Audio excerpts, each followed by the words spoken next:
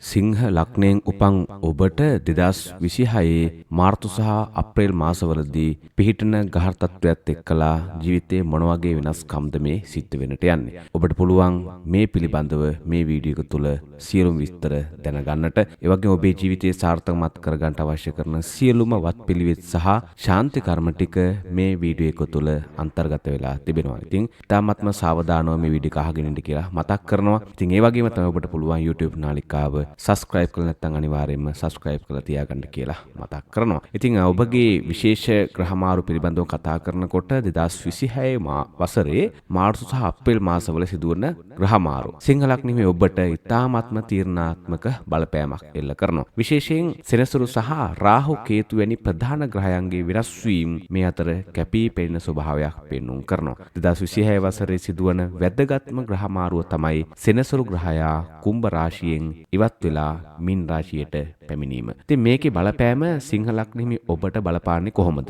ඔබේ කේන්දරයේ අටවැන්නට සෙනසුරු පැමිණීමත් එක්කලා ඔබට අෂ්ටම ශනි අපල තත්වයක් ඇතිවීමට, ඒ වගේම අවතීර්ණ වෙන්නට අවශ්‍ය කරන වටපිටාව සකස් වෙනවා. ඉතින් මේ දේවල් සඳහන් කළා කියලා කිසිම අවස්ථාවක පසුබට වෙන්නට අවශ්‍ය කරන්නේ නැහැ. මේකට අවශ්‍ය කරන පිළියම් ටිකත් මේ වීඩියෝ එක තුලම අන්තර්ගත වෙලා තිබෙනවා. මෙච්චර කාලයක් පැවති සැප පහසු ජීවිතයේ වෙනුවට දැඩි කැපවීමක් සහ ඉවසීමක් අවශ්‍ය වෙන කාලයක්. හැබැයි ශාන්ති කර්ම ටික වත්පිළිවෙත් ටික හරියට කළොත් ඔබට ජීවිතේ සූපත් කරගන්න පුළුවන්. සෞඛ්‍ය සහ ඔබගේ ජීවිතයට විශේෂ අපල තත්වයක් පෙන්눔 කරනවා. ඒකට මේ දේවල් නැති කරගන්නට අවශ්‍ය කරන වටපිටාව හදාගන්න පුළුවන්.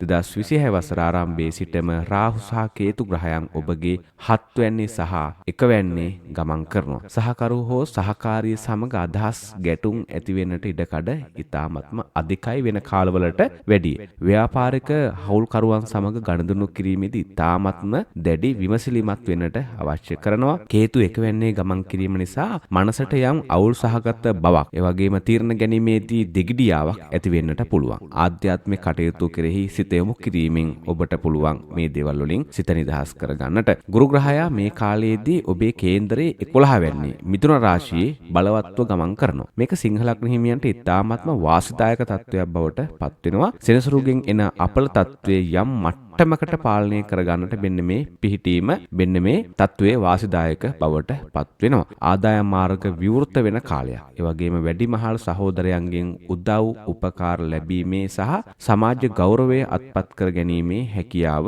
පවතින කාලයකට තමයි සිංහ ලග්න හිමි ඔබ මේ අනුගත වෙලා ඉන්නේ. වෘත්තීය ජීවිතය පිළිබඳව කතා කරනකොට මාර්තු 10ත් 22ත් අතර කාලය තුල රැකියාවේ වැදගත් තීරණ ගැනීමට සිදුවෙන කාලයක්. ඔබගේ නායකත්වයේ සහ හැකියාවන් විශේෂයෙන් ඇගීමට ලක්වන කාලයක්. නව වගකීම් සහ තනතුරු ලැබීමේ, තනතුරු ඉහළ තනතුරු ලැබීමේ ඉඩකඩ වැඩියක් පවතින කාලයක් තමයි මේ කාලේ. ධනය සහ මූල්‍ය තත්ත්වය පිළිබඳව කතා කරනකොට මාර්තු 3 වෙනිදා සිදුවුණු ග්‍රහ බලපෑම් මත අනපේක්ෂිත ධන ලාභ ඔබට පෙන්눔 කරනවා. එහෙත් මාර්තු 20 දක්වා බුධ වක්‍රව පවතින නිසා මූල්‍ය ලියකියවිලි අසං කිරීමේදී ඔබ සෑහෙන වතාවක් හිතලා බලලා හොඳින් කල්පනා කරලා, ඒ වගේම ප්‍රඥාවෙන් හිතලා කටයුතු කරන්න අවශ්‍ය කරන කාලයක්. ඒ වගේම ආයෝජනවලදී විශේෂයෙන් කල්පනාකාරී විය යුතුයි. ඔබේ ධනය විනාශ වෙන්නට පුළුවන්. ශිෂ්‍යයන්ට මතක ශක්තිය වර්ධනය කරගන්න පුළුවන් හොඳ කාලයක් සිංහ ලග්න හිමි. අපහසු විෂයන් කෙරෙහි පවා වැඩි අවධානයක්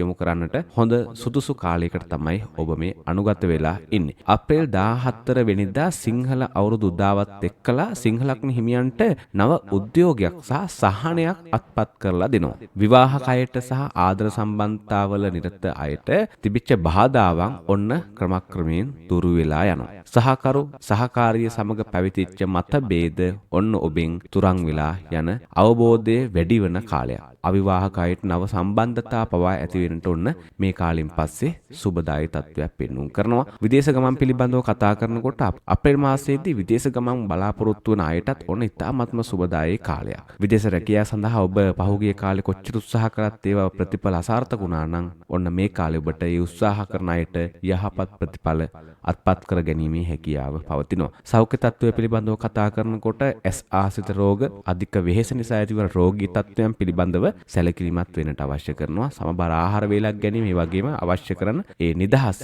විවේකයේ ඔබ ගැනිය යුතුමයි. මෙන්න මේ කාරණා ටික තමයි සිංහ ලග්නයේ ඔබට සඳහන් කරන්නට අවශ්‍ය කරන කාරණා ටික. ඉතින් ඔබගේ ජීවිතයේ සූපත් කරගන්නට, ඒ වගේම අපල තත්ත්වයන් දුරු කරගන්නට මෙන්න මේ කියනා වූ ශාන්ති කර්ම ටික, සිත ශාන්ති ටික ඔබ සිද්ධ කළ යුතුමයි. විශේෂයෙන් සෙනසුරු අටවැන්නේ ගමන් කරන නිසා අෂ්ටම ශනි ශාරීරික අපහසුතා සහ වැඩ කටයුතු වල ප්‍රමාද වීමක් සිද්ධ වෙන්නට පුළුවන්. ඒ සඳහා මෙන්න මේ දේවල් සිද්ධ කරන්න. සෙනසුරාදා දවස්වල සවස් කාලයේ බෝධියක් අසලට ගිහිල්ලා තල තෙල් පහන් 9ක් දැල්වලා නිල් පැහැති මල් පූජා කිරීම ඉතාමත්ම සුබයි. විසුණු දෙවියන්ගේ ආශිර්වාදය ලබා ගන්න පුළුවන් ඔබට සෙනසුරාදා දවස්වල විසුණු දේව මණ්ඩපයකට ගිහිල්ලා පඳුරු බැඳලා ප්‍රාර්ථනාවන් සිද්ධ කරන්න.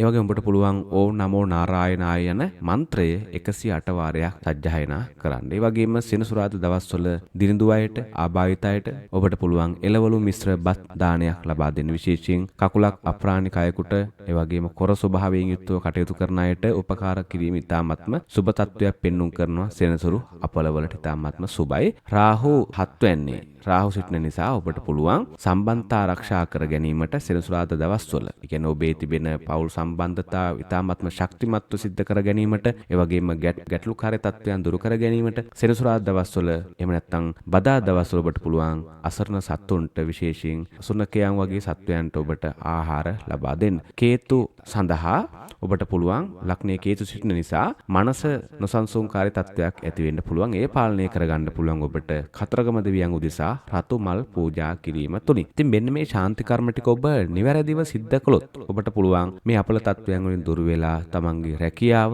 ව්‍යාපාර කටයුතු, අධ්‍යාපනය, විදේශ ගමන් මේ කියනා වූ හැම පැත්තක්ම සාර්ථකමත් භාවයට පත් කර ගන්නට.